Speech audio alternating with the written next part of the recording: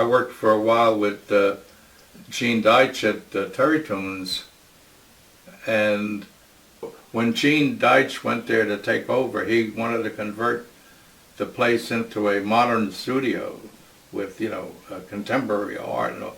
And so he hired me to come down, I should say, it was uptown in New Rochelle, and he hired me to come up there and work with him.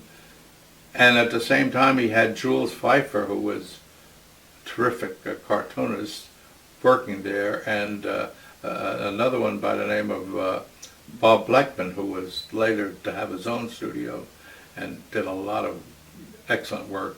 Anyway, we were all there together and trying to do something with TerryToons and convert it into a new, modern studio.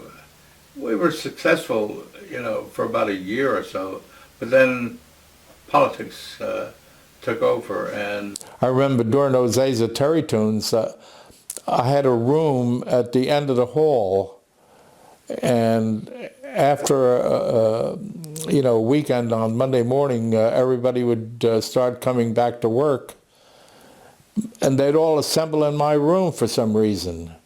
Jules Pfeiffer and Bob Blackman and Al Cazell, whoever else would stop by, and we'd all reminisce about the weekend and say what we were up to and what we did, and during the course of that, people would be smoking and munching on donuts, for breakfast, and they'd leave their butts in the ashtrays, and all of this stuff that was not eaten was left on plates.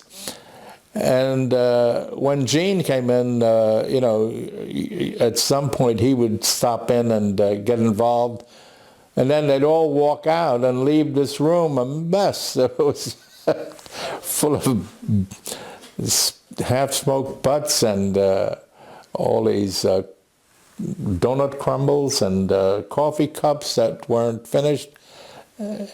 But that was typical. That was a Monday morning at Terry's.